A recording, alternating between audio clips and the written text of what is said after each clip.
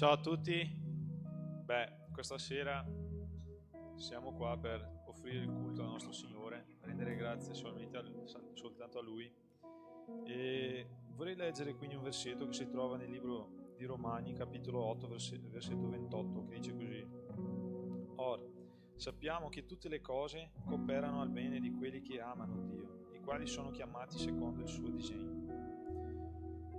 Magari tu sei arrivato qui stasera pensando che qualcosa è capitato nella vita tua alla caso, ma no, tutte le cose cooperano per il nostro bene. Il Signore lavora di una maniera diversa nei nostri cuori. Se tu sei venuto qua stasera, sicuramente questo era il tempo in cui il Signore aveva già prefissato nella tua vita, affinché tu ascoltassi la parola che sarà predicata questa sera, e soprattutto per rendere un culto al nostro Signore. Magari tutto quello che ti è capitato durante la settimana ti ha fatto pensare magari: dov'è il Signore nella mia vita? Ma il Signore veramente fa tutto in maniera tale che tutte le cose cooperano per il nostro bene. Quindi sappia che stanotte noi siamo qua per cultuare il nostro Dio, ma sapendo che tutto quello che Dio ha fatto nella nostra vita c'è un proposito.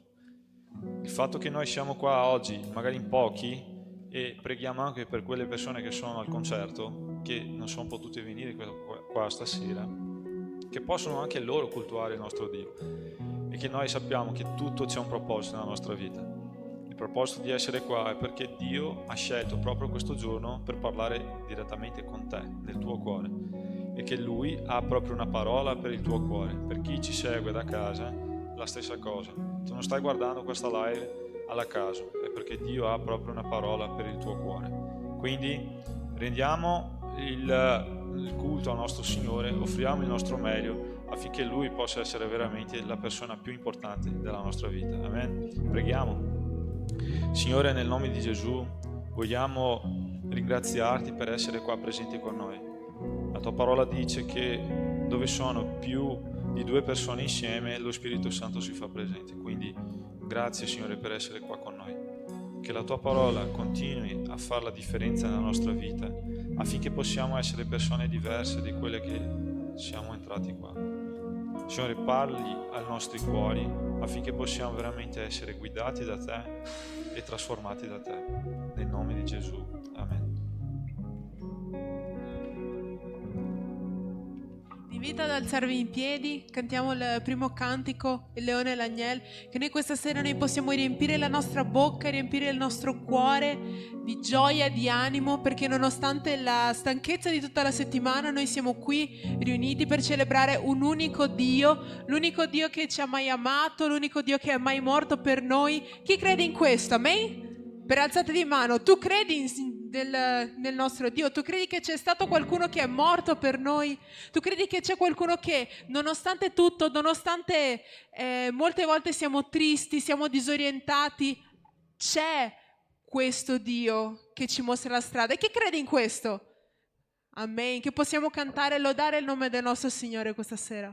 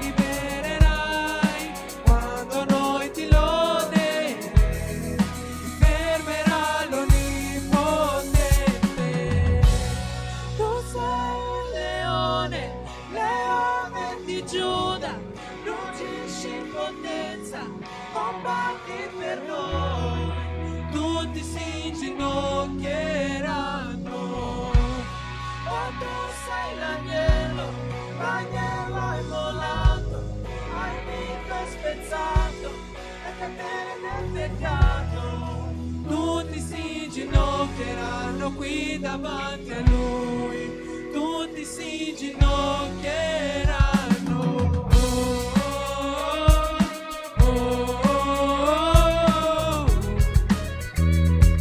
Forte.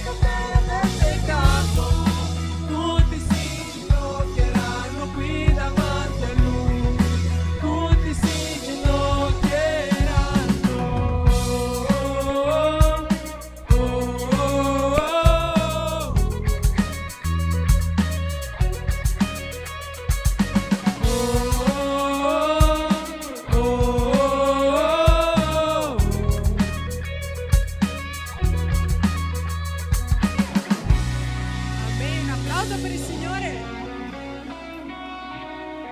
Sono forte se spero nel Signore, sono forte se confido non in me, non nelle mie potenzialità, non in quello che ho.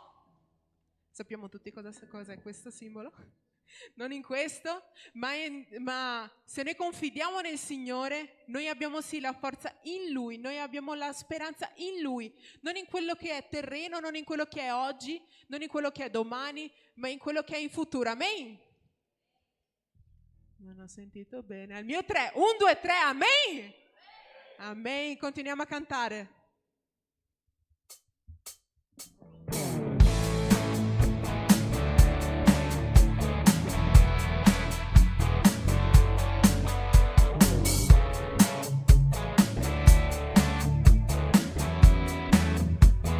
Canta che sono forte? Sono forte se spero nel Signore, se spero nel Signore, se confido nel Signore. Sono forte se spero nel Signore, se spero nel Signore, se confido nel Signore. Oh Dio, tu sei la forza, tu sei la mia speranza. Eterno Dio, eterno amor, fedele sei Signore, non cambi mai, tu sei da sempre. Se cado mi rialzerai, non mi difenderai, custodirai la mia vita. Sono forte se spero nel Signore, se spero nel Signore, se confido nel Signore. Sono forte? Sono forte se spero nel Signore, se spero nel Signore, se confido nel Signore. Oh Dio, tu sei la forza, tu sei la mia speranza. Eterno Dio, eterno amor, fedele sei Signore, non cambi mai, tu sei da sempre. Se cado mi rialzerai, tu mi difenderai, custodirai la mia vita.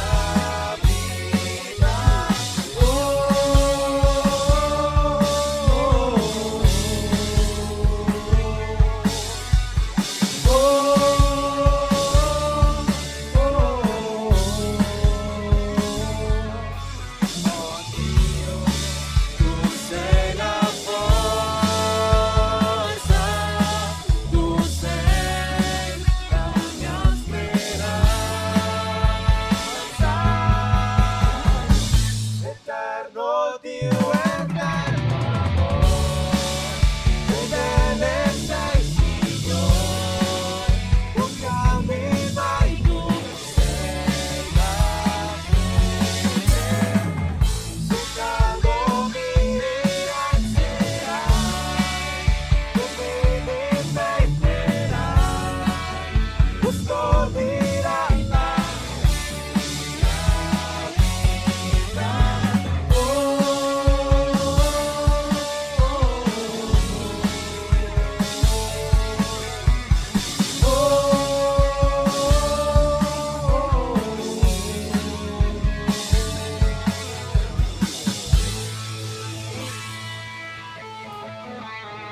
Padre, noi ti ringraziamo perché tu sei un Dio buono, noi ti ringraziamo perché le tue misericordie, Padre, le tue benedizioni sono sempre abbondanti per noi, Padre. Noi ti ringraziamo perché tu sei un Dio buono, Padre. Noi ti ringraziamo perché tu non ci lasci mai da soli. Noi ti ringraziamo perché noi sappiamo che se noi guardiamo a te, Padre, tutto quello che ci attanaglia, tutto quello che ci passa per la mente di negativo, Padre, scompare. Noi sappiamo che tu sei un Dio molto più alto dei nostri problemi. Noi sappiamo che tu sei un Dio più alto delle nostre montagne, Padre. E che possiamo questa sera ringraziarti, lodarti, riconoscere che tu sei più alto di qualsiasi altro nostro problema, Padre.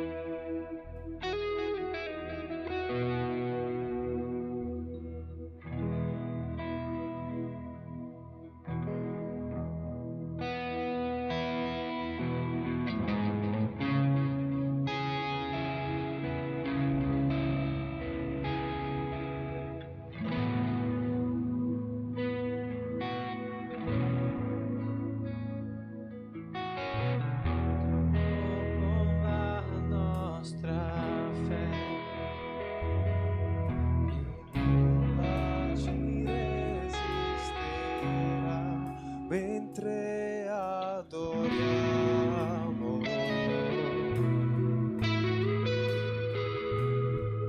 In mezzo alle tribolazioni il nostro Dio è vincito, noi lo adoriamo.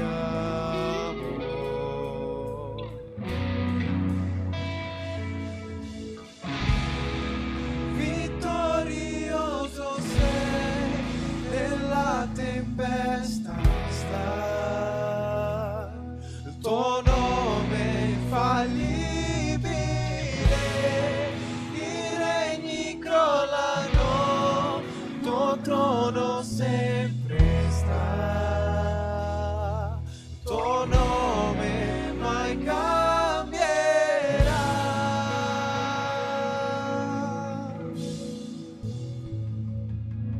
L'inferno non resisterà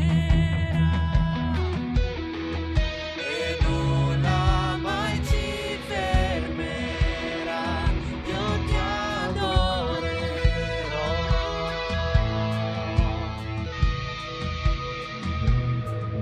Le mura lui scuoterà,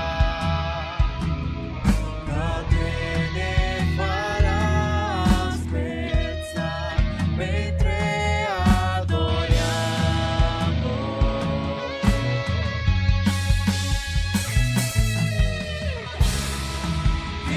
Vittorioso sei, nella tempesta stai, il tuo nome è infallibile, i regni crollano, il tuo trono sempre sta, il tuo nome mai cambierà.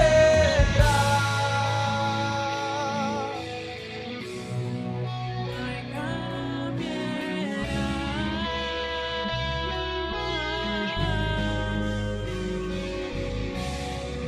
Come un tono impetuoso, Dio potente sei, Dio grande sei, venga il cielo, noi proclamiamo Dio potente sei, Dio grande sei. Come un tono impetuoso, Dio potente sei, Dio grande sei, venga il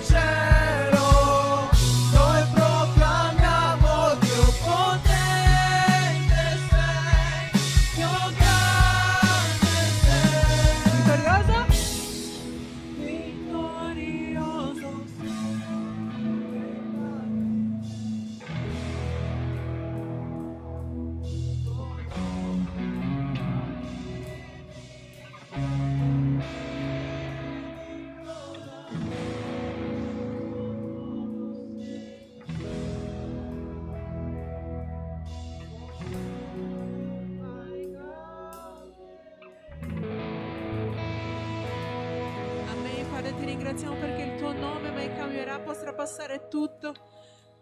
Potenze, Padre, potestà, tutto quanto, Padre, il tuo nome mai cambierà, la tua parola mai cambierà, Padre. La tua parola è stata, rimane sempre quella, Padre. Noi ti ringraziamo che la tua parola non è una parola a vano, la tua parola è una parola che ci capisce, che scruta il nostro intimo, Padre. Noi ti ringraziamo per questo, ti ringraziamo per questa lettera d'amore meravigliosa che tu ci hai dato, Padre. Questa sera vogliamo riavvicinarci a te, vogliamo rincontrare questo posto, ritornare al primo amore, ricominciare a parlare con te, riaprire gli occhi, riaprire il nostro cuore, la nostra mente per ricevere la tua parola, ricevere il tuo amore, Padre.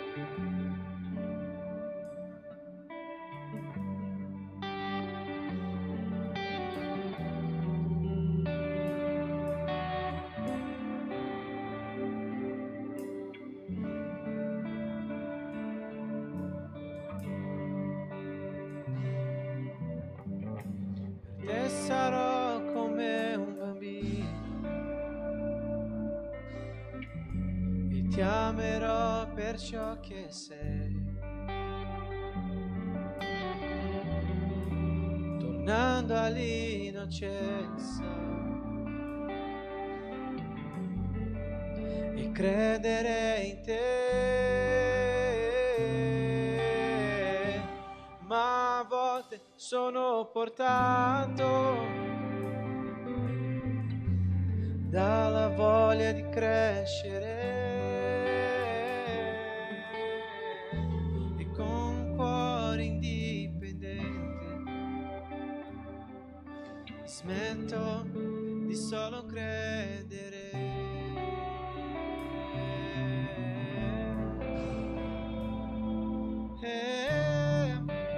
Posso vivere lontano dal tuo amore, Signore.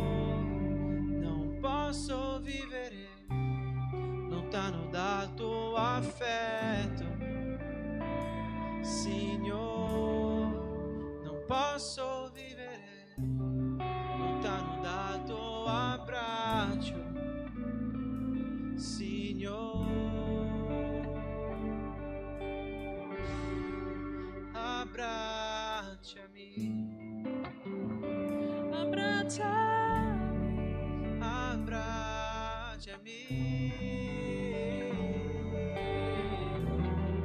abbracciami, abbracciami con tutto il tuo amore. Per te sarò come un bambino, ti amerò per ciò che sei, dando l'innocenza e credere in te, ma a volte sono portato dalla voglia di crescere con un cuore indipendente smetto di solo credere.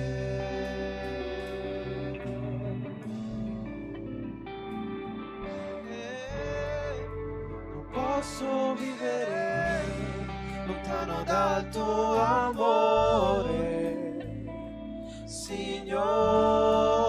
Non posso vivere lontano dal tuo affetto, Signor.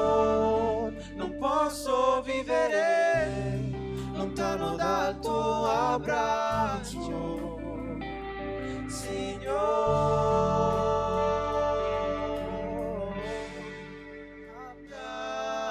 Abbracciami, abbracciami, abbracciami,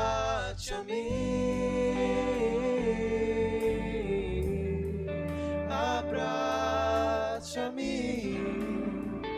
abbracciami con tutto tutto il tuo amore.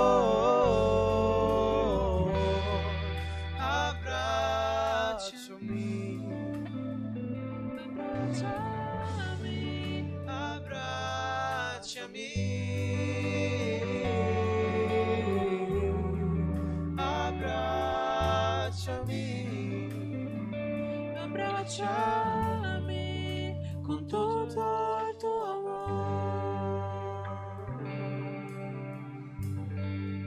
Padre, ti ringraziamo perché tu hai preparato i nostri cuori per stasera, Padre. Ti ringraziamo perché abbiamo la possibilità di sapere di più di te, abbiamo la possibilità di entrare in contatto con te, di parlarti, Padre. Noi ti ringraziamo per questo amore immenso che tu provi per noi, per questo amore immenso che tu hai provato nella croce, Padre. Noi ti ringraziamo, ti lodiamo, Padre. Noi vogliamo lodarti non solo con la nostra bocca, non solo con la nostra voce, il nostro fiato, Padre, ma noi vogliamo lodarti ogni giorno mediante le nostre azioni, mediante quello che noi pensiamo, quello che facciamo, come agiamo, Padre. Noi ti ringraziamo per questo incredibile amore, incredibile gesto, Padre.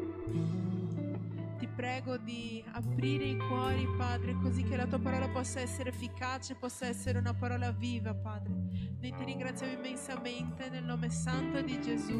Amen. Potete sedervi.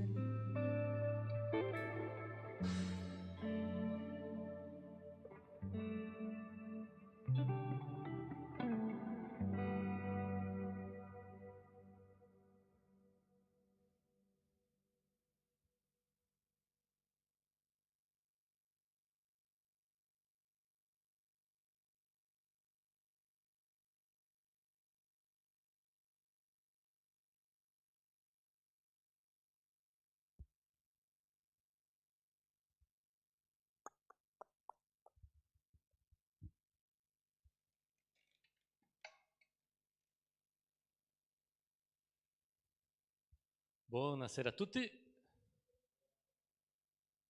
Dai ragazzi, ce la fate. Buonasera. Buonasera, bello. Stasera abbiamo alcuni ospiti, non vi farò vergognarvi, però siete tutti costretti ad andare da loro per salutarvi, va bene? Dopo il culto ovviamente, non adesso. Stasera daremo continuità nella lettera di Giacomo, che è già da più di 2 mesi circa, che la stiamo studiando.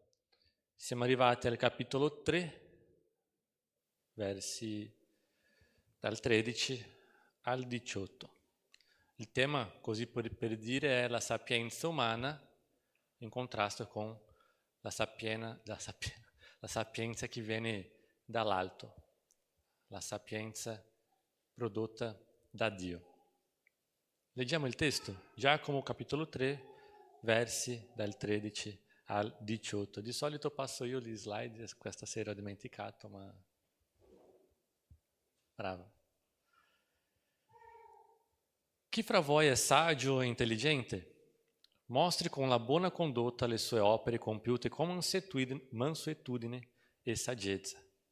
Ma se avete nel vostro cuore amara gelosia e spirito di contesa, non vi vantate e non mentite contro la verità. Questa non è la saggezza che scende dall'alto, ma è terrena, naturale e diabolica. Infatti, dove c'è invidia e contesa, c'è disordine e ogni cattiva azione.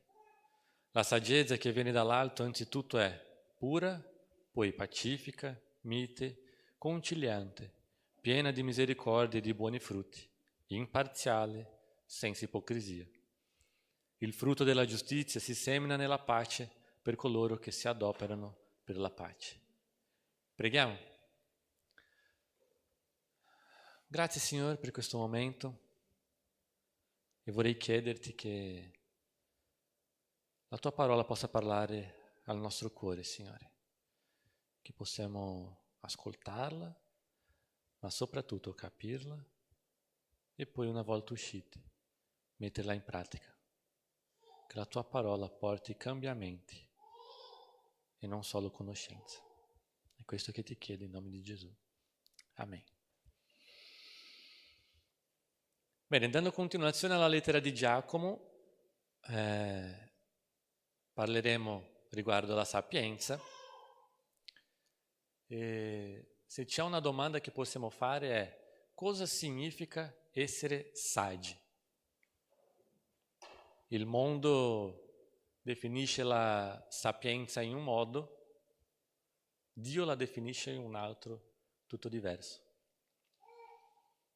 Nella scorsa settimana Miguel ha parlato riguardo dei pericoli della lingua e nonostante sembra che Giacomo qui cambi l'argomento, in realtà è tutta una linea di pensamento, posso dire così? Una linea di pensiero che lui stabilisce e alla fine torna a parlare della lingua. Parla anche prima di parlare della lingua, parla anche delle contese e divisioni nelle chiese. E poi torna a parlare della lingua. Possiamo dire che la sapienza in certo modo sia quello che fa il collegamento tra tutti questi argomenti, tra il problema della lingua, tra le contese e divisione e la sapienza. Giacomo, capitolo 3, verso 1, che è quello che ha predicato Miguel, dice così: fratelli miei, non siate in molti a fare da maestri, sapendo che ne subiremo un più severo giudizio. Nel senso che non possiamo dire una cosa, non possiamo insegnare una cosa e vivere un'altra, ma lui non sta parlando soltanto per quelli che fanno da maestri, ma per tutta la Chiesa. Non possiamo professare una fede dicendo che crediamo in qualcosa e non vivere d'accordo con quello che professiamo.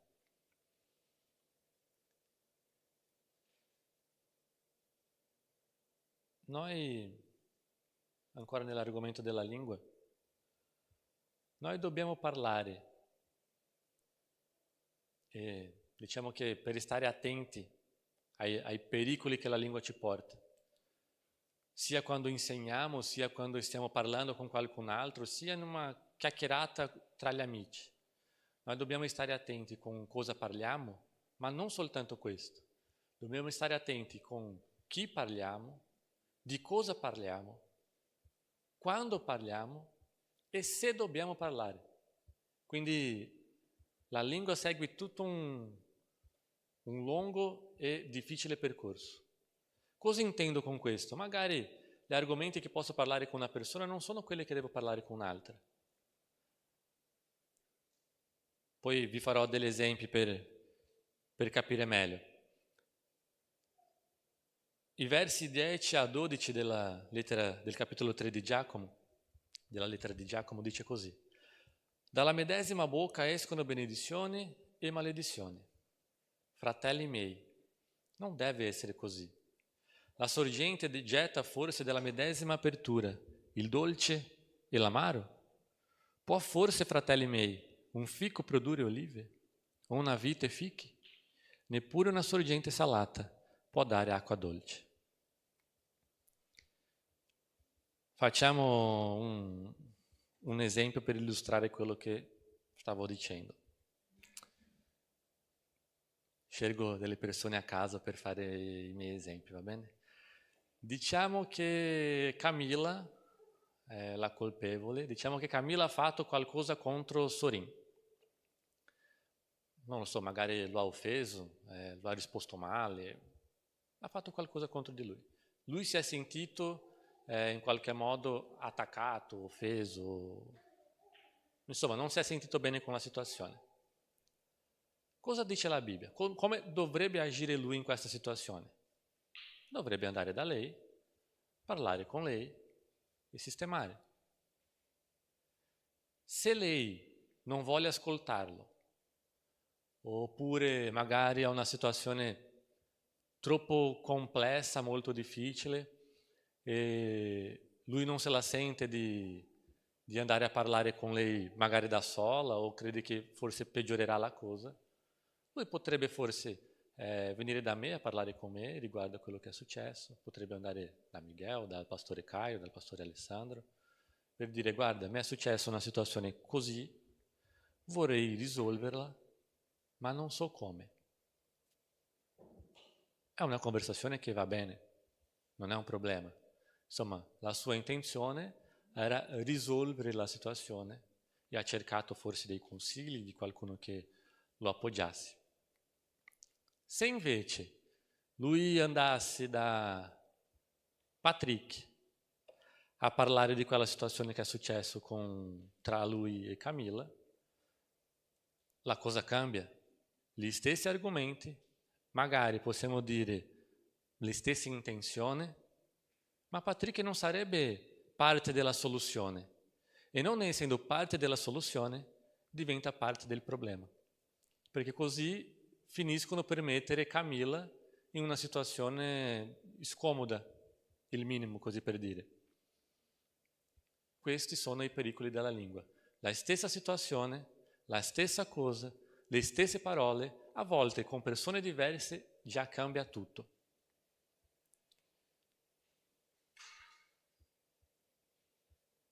Scusate se vi ho utilizzato come esempi Sorin, Camilla, Patrick, è solo per dire. Dobbiamo essere attenti, non solo con cosa parliamo, ma con chi, come, quando e se dobbiamo parlare o meno. A volte la cosa migliore è non parlare affatto. Sabato scorso nei piccoli gruppi ho commentato per i giovani, anzi per tutti i ragazzi perché eravamo tutti insieme, di un mio amico che aveva scritto per una rivista cristiana in Brasile un articolo, credo si dica così, no? E lui parlava di una situazione in cui un suo amico aveva perso, insomma lui e la moglie avevano appena perso un bambino, lei era incinta. E che in queste situazioni a volte le persone, provando a parlare per portare un consolo, dicono cose come ad esempio dai, non preoccuparti, Dio sa quello che fa. È una verità? Sì, assolutamente.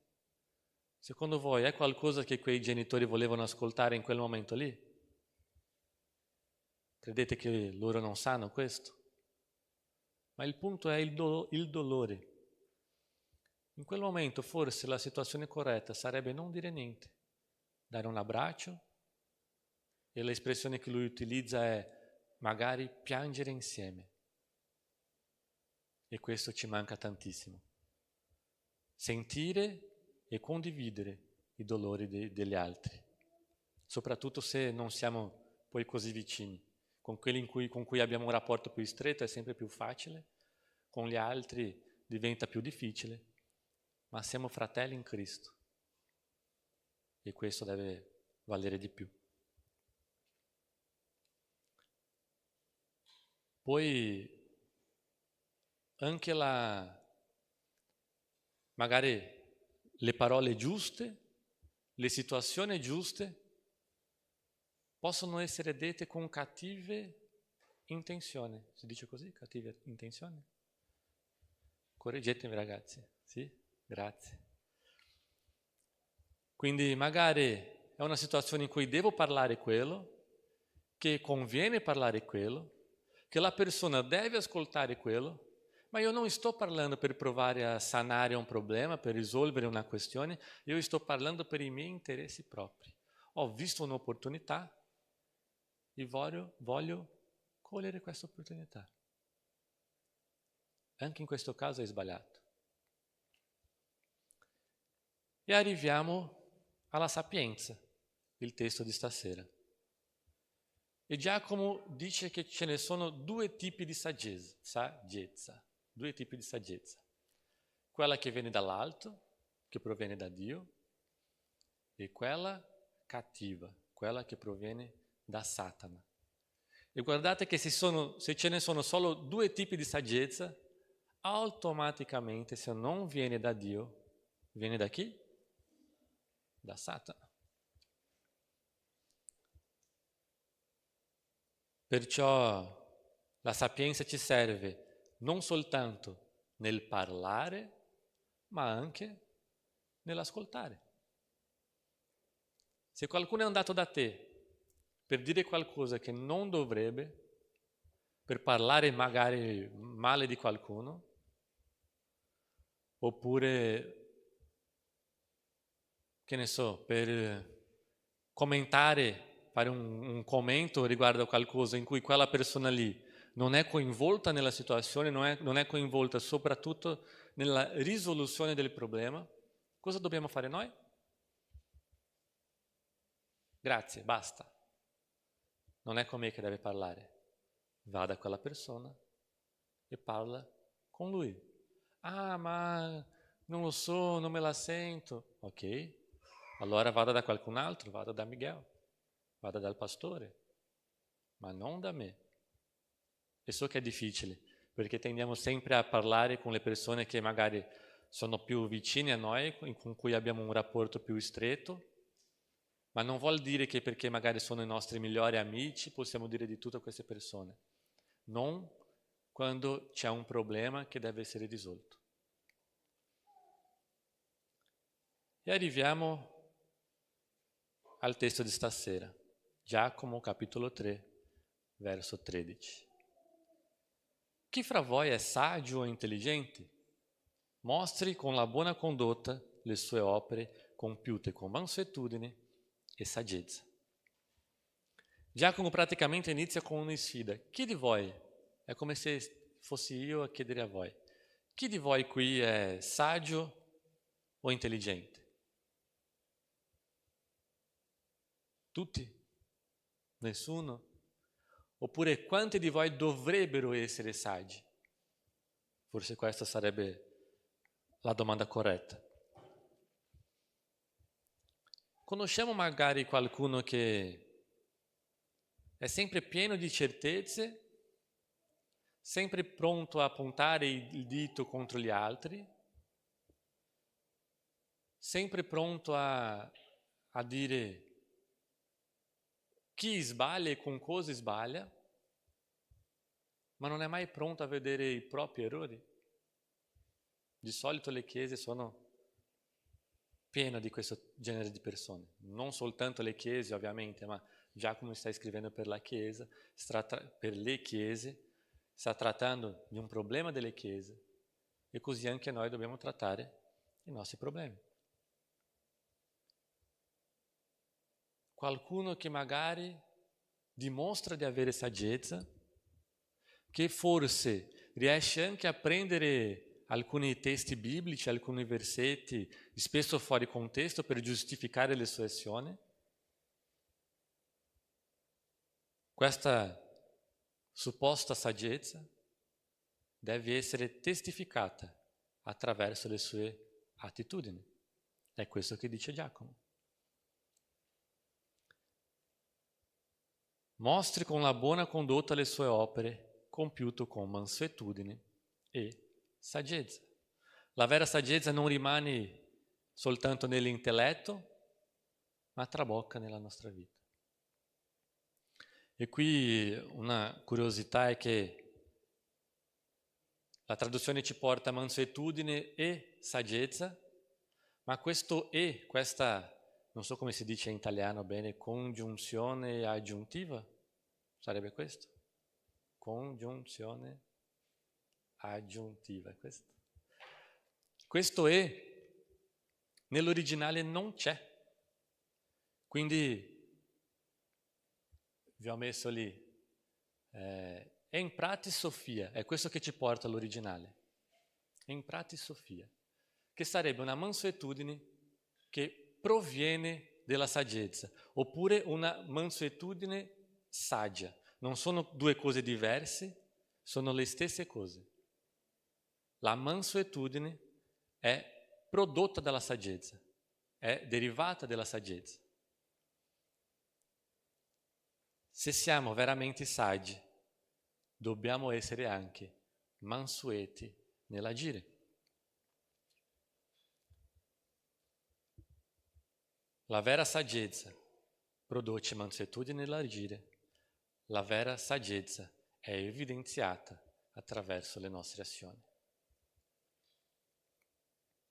Proverbi 1,7 dice: il timore del Signore è il principio della conoscenza. Gli stolti disprezzano la saggezza e l'istruzione. Non esiste saggezza, la vera saggezza, senza timore nel Signore. E temere a Dio vuol dire vivere d'accordo con la sua volontà. Proverbi 2,6 dice: il Signore infatti dà la saggezza, proviene da Lui. Dalla sua bocca provengono la scienza e l'intelligenza. Non esiste un'altra fonte della vera saggezza. Se non proviene da Lui, proviene da Satana. I versi 14 e 15 dice: ma se avete nel vostro cuore amara gelosia e spirito di contesa, non vi vantate e non mentite contro la verità. Questa non è la saggezza che scende dall'alto, ma è terrena, naturale e diabolica. Ecco che torniamo un'altra volta alla lingua. Non mentite contro la verità, perché la falsa saggezza ci conduce a, come si dice, distorcere la realtà, grazie ragazzi, ci porta a distorcere la realtà, la verità, dare una prospettiva diversa che forse non è quella reale. Poi all'improvviso iniziamo a dire magari delle mezze verità, che sono comunque bugie, e poi per conseguenza iniziano le divisioni e le contese nelle chiese. È per questo che Giacomo, nell'argomento successivo che vedremo il prossimo sabato, parlerà delle divisioni. Se abbiamo nel nostro cuore amara gelosia e spirito di contesa, spesso troveremo delle situazioni che magari fosse anche giusto agire, ma non in quel modo, non con quella intenzione.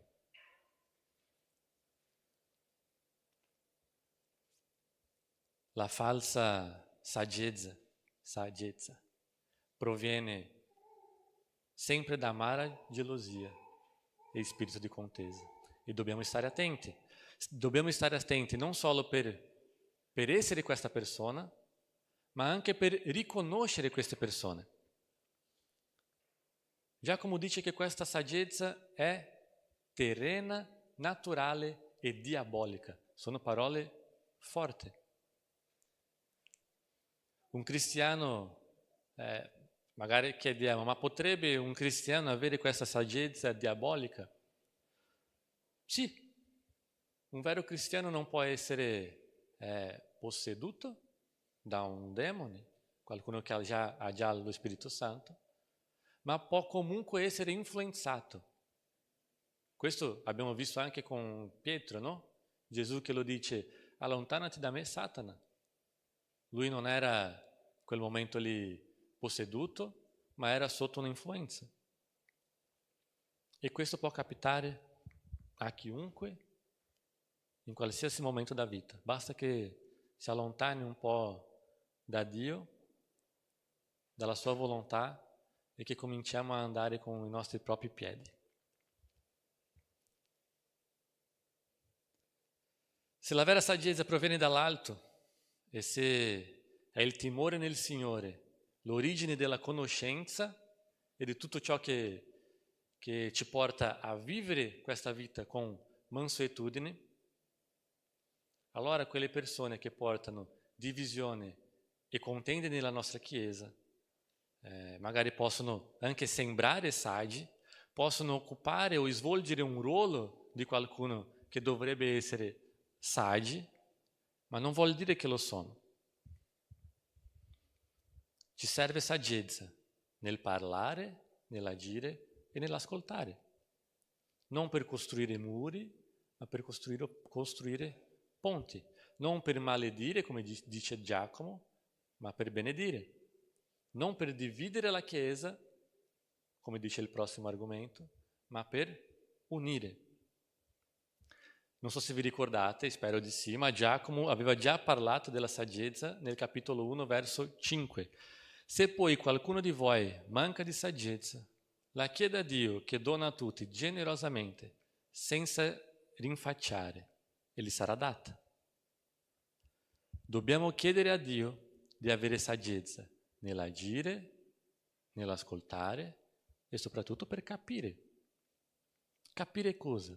Capire se quello che Junior sta parlando in questo momento è derivata da una saggezza che viene dall'alto oppure no. Dobbiamo essere pronti a identificare e a riconoscere quelle persone che sono accanto a noi, quale tipo di saggezza proviene da lui, quali sono gli argomenti di cui lui parla, quali sono le sue intenzioni. Lui è qualcuno che prova a dividere o a unire? Lui è qualcuno che prova, o qualcuna, che prova a sistemare il problema o a peggiorare le cose? E non è facile perché questa falsa saggezza a volte ci inganna. Soprattutto perché a volte viene dalle persone che meno aspettiamo, quelle persone che a noi sono più care. A noi non serve una saggezza qualsiasi, ma la vera. E cos'è esattamente questa saggezza che viene dall'alto? Questa saggezza che non riguarda soltanto il conoscere, ma anche a vivere. Prima Corinzi, capitolo 1, versi dal 17 al 24, dice così, Paolo scrivendo ai Corinzi. Infatti Cristo non mi ha mandato a battezzare, ma a evangelizzare, non con sapienza di parola, perché la croce di Cristo non sia resa vana, poiché la predicazione della croce è pazzia per quelli che periscono, ma per noi che veniamo salvati è la potenza di Dio. Infatti sta scritto, io farò perire la sapienza dei saggi e annienterò l'intelligenza degli intelligenti. Dov'è il sapiente? Dov'è lo scriba? Dov'è il contestatore di questo secolo? Non ha forse Dio reso pazza la sapienza del mondo? Poiché il mondo non ha conosciuto Dio mediante la propria sapienza, è piaciuto a Dio nella sua sapienza di salvare i credenti con la pazzia della predicazione. I giudei infatti chiedono segni miracolosi e i greci cercano sapienza. Ma noi predichiamo Cristo crocifisso, che per i giudei è scandalo e per gli stranieri è pazzia. Ma per quelli che sono chiamati, tanto giudei quanto greci, predichiamo Cristo, potenza di Dio e sapienza di Dio. Nel verso 30 lui dice, ed è grazie a Lui che voi siete in Cristo Gesù, che da Dio è stato fatto per noi sapienza, giustizia, santificazione e redenzione. Questa vera e unica sapienza che viene dall'alto è in Cristo Gesù. Non c'è un altro modo. Ancora Paolo, quando scrisse ai Colossesi, capitolo 2, versi da 2 a 4, dice, affinché i loro cuori siano incoraggiati e, uniti mediante l'amore, siano dotati di tutta la ricchezza della piena intelligenza per conoscere a fondo il mistero di Dio, cioè Cristo, nel quale tutti i tesori della sapienza e della conoscenza sono stati nascosti. Dico questo affinché nessuno vi inganni con parole seducenti. Dobbiamo valutare il modo con cui le persone parlano, non soltanto cosa parlano, ma il modo in che parlano e l'intenzione con che parlano. Un testo che mi piace molto è ancora Paolo, questa volta scrivendo agli Efesini, capitolo 4, versi da 14 e 15. È un testo che ho già portato altre volte, almeno 3-4 volte. Mi piace un sacco questo testo. E dice,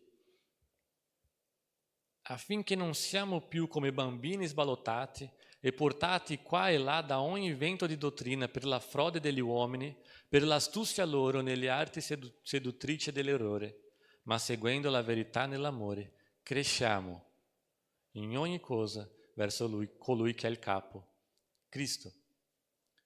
L'unico modo di avere questa vera conoscenza, questa vera sapienza, è avvicinarsi a Cristo, è approfondirsi nella sua parola. Perché se non lo facciamo, non importa se abbiamo 20 anni di chiesa, ho fatto i conti in modo veloce perché mi sono ricordato che sono vecchio. Non importa quanto tempo abbiamo di chiesa, se non approfondiamo nelle scritture, se non ci approfondiamo in quello che Dio ci ha da insegnarti, saremo sempre come dei bambini, pronti a essere portati di qua e di là per ogni vento di dottrina. Questo vuol dire che chiunque magari sale qui e insegnatevi cosa vuole, siete sempre in una situazione di accettare qualsiasi cosa dicono. Per questo ci serve avere questa saggezza, per questo ci serve approfondire nella parola di Dio. L'autore della lettera agli Ebrei, capitolo 5, da 11 a 14, dice così: su questo argomento, non è questo argomento, era un altro, ma il punto era la loro incapacità di capire quello che parlava l'autore. Avremo molte cose da dire, ma è difficile spiegare a voi perché siete diventati lenti a comprendere. Infatti, dopo tanto tempo dovreste già essere maestri. Invece avete di nuovo bisogno che vi siano insegnati i primi elementi degli oracoli di Dio. Siete giunti al punto che avete bisogno di latte e non di cibo solido, come bambini. Ora, chiunque usi latte e non ha esperienza della parola di giustizia, perché è bambino, ma il cibo solido è per gli adulti, per quelli, cioè, che per la via dell'uso hanno le facoltà esercitate a discernere il bene e il male. Io non so da quanto tempo siete in chiesa, da quanto tempo siete cristiani, ma qui l'autore della lettera agli Ebrei parla alla chiesa che, guarda ragazzi, siete già credenti da abbastanza tempo da essere maestri, tutti voi. Se non lo siate, qualcosa state sbagliando. Se vi serve ancora ascoltare le cose basiche, se non siete in grado di approfondire un argomento, se devo stare qui a spiegare, a fare fatica a spiegare a voi cosa intendo dire, allora cosa state facendo? E purtroppo questa è una cosa che succede praticamente in tutte le chiese. Le chiese sono piene di persone che vanno lì da una vita e non imparano niente. Non riescono a approfondire un argomento. Vogliono sempre il latte, le cose basiche. Non possiamo essere come gli ebrei. Dobbiamo avere non solo il volere, ma dobbiamo impegnarci a imparare più della parola di Dio. Dobbiamo impegnarci a avvicinarsi a Dio. E non si può avvicinarsi a Dio senza approfondirsi nella sua parola. Possiamo avere una vita di preghiera, è ottimo, possiamo avere un bel rapporto con Dio, ma il vero conoscimento o la vera conoscenza è nella sua parola. Se non diventiamo credenti maturi, non conosceremo mai abbastanza il nostro Dio. Non saremo mai in grado di identificare se quello che ci stanno insegnando proviene dalla vera saggezza o no. Proverbi 9, capitolo 10 dice di nuovo: il principio della saggezza è il timore del Signore E conoscere il Santo è l'intelligenza. Dobbiamo avere questa voglia, questo desiderio di conoscere di più il nostro Dio. Quando ci impegniamo veramente a conoscerlo, a studiare della sua parola, le cose diventano più facili. Non intendo dire che la nostra vita diventa più facile, non è questo. Abbiamo 12 apostoli che sono esempi di cosa è successo a loro, non è questo che intendo. Più facile nel senso che siamo più disposti a lottare, a combattere con le nostre difficoltà quando siamo più vicini a Dio. Perché se Lui ci dà questa potenza, se Lui ci dà questa saggezza, riusciamo a uscire di questa situazione di modo che gradisce a Lui. Giacomo finisce questo pezzo con i versi 17 e 18, dando indizi di come si presenta la vera saggezza, indizi che dobbiamo cercare nelle persone che sono vicine a noi. La saggezza che viene dall'alto, anzitutto è pura, poi pacifica, mite, conciliante, piena di misericordia e di buoni frutti, imparziale, senza ipocrisia. Il frutto della giustizia si semina nella pace per coloro che si adoperano per la pace. Ci ha dato un bel elenco di cose da cercare nelle persone che sono a fianco a noi. E se loro non hanno queste caratteristiche, allora dobbiamo aiutarli. E se non vogliono una mano, dobbiamo allontanarsi. Non è facile, ma Giacomo stesso ha detto che se chiediamo a Dio questa saggezza, se ci impegniamo ovviamente, perché non basta chiedere a Dio e non vivere d'accordo con questo, dobbiamo, come proprio Giacomo ha detto, dimostrare attraverso le nostre attitudini, ma se siamo disposti e chiediamo a Dio, Lui ci dà, ma dobbiamo soprattutto impegnarsi. Amen? Preghiamo. Grazie Padre per la Tua parola, grazie perché abbiamo nelle nostre chiese persone che sono disposti e disponibili a insegnarci la Tua parola, Padre. Grazie perché abbiamo un bel gruppo, abbiamo una buona struttura. Grazie perché Tu ci hai benedetto in questo senso, Signore. Dobbiamo approfittare le opportunità che ci servono. Aiutaci, Padre, ad avere questa saggezza. Aiutaci a capire le opportunità e a non sprecarle.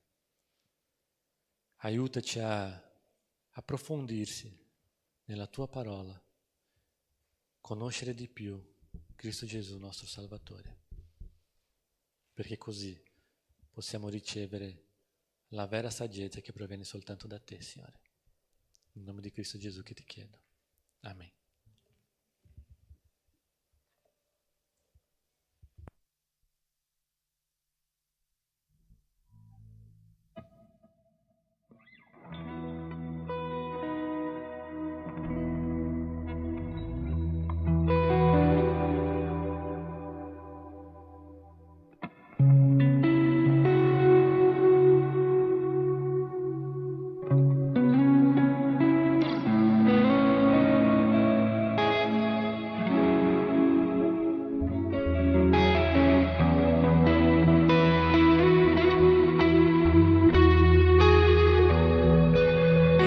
Possiamo alzarci in piedi e continuare a lodare il nostro Signore.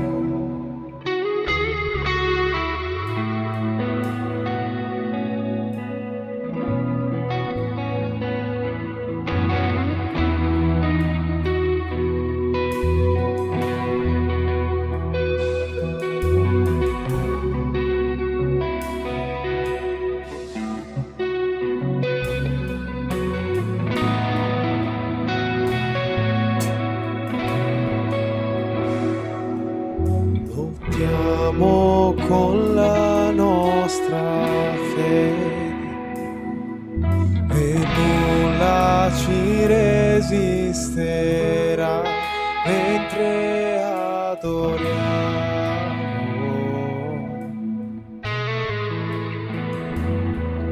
In mezzo alle tribolazioni il nostro Dio è vincito, noi lo adoriamo.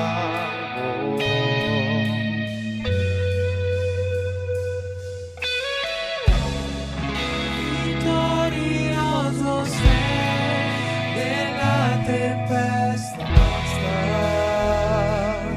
il tuo nome è infallibile, i regni crollano, il tuo trono sempre sta, il tuo nome mai cambierà.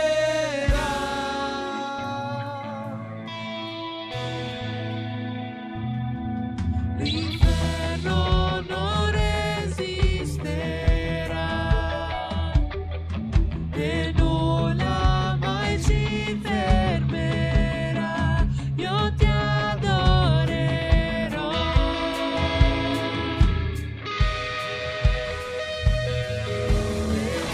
Ora lui scuoterà, catene farà spezzare mentre adoriamo.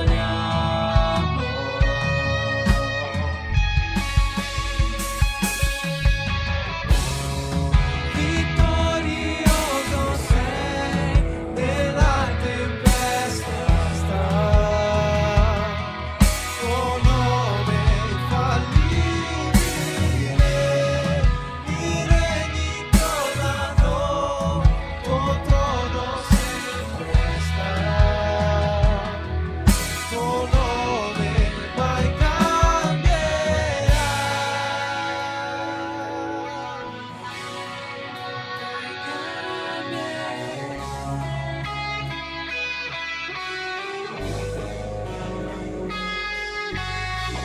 Come un tuono impetuoso, Dio potente sei, Dio grande sei, venga in cielo, noi proclamiamo Dio potente sei, Dio grande sei, come un tuono impetuoso, Dio potente sei, Dio grande sei,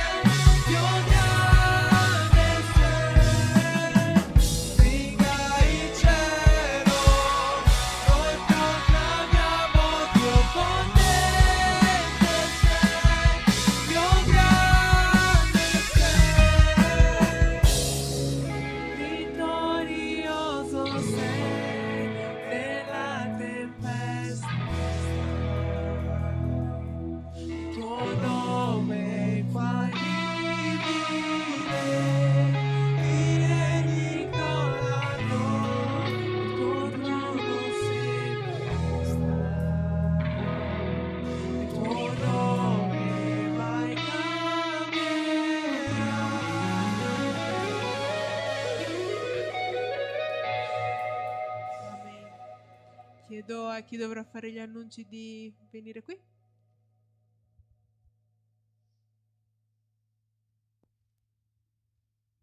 Ottimo.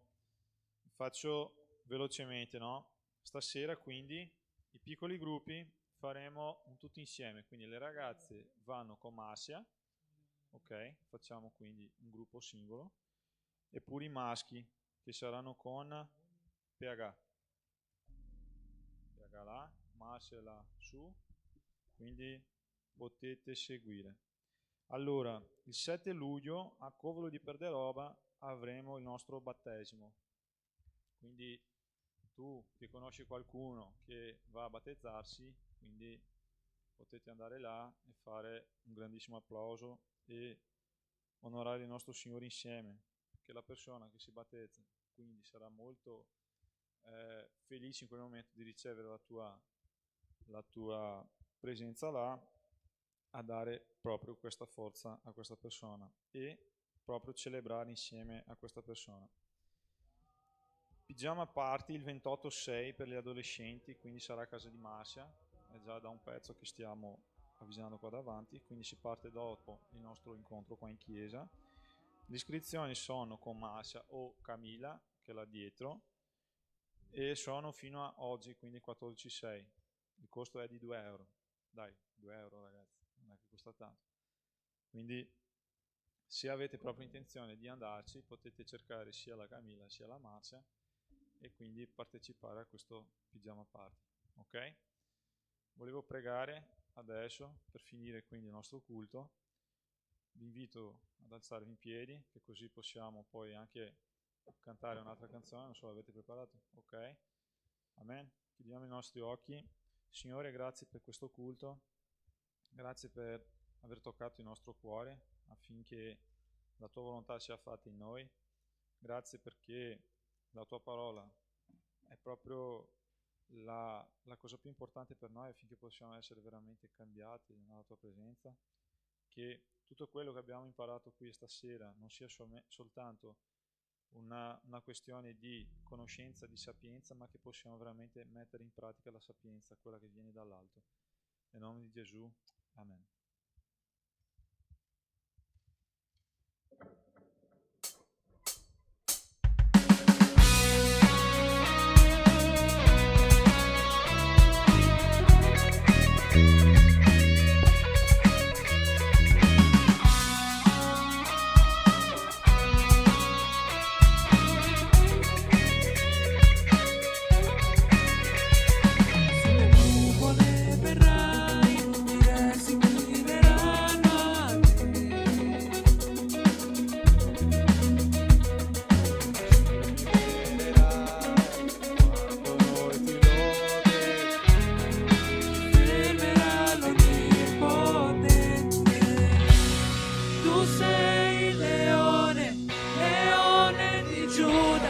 Ruggisci in potenza, combatti per noi, tutti si ginocchieranno. Oh, tu sei l'agnello, l'agnello immolato, hai vinto e spezzato le catene del peccato. Tutti si ginocchieranno qui davanti a lui, tutti si ginocchieranno.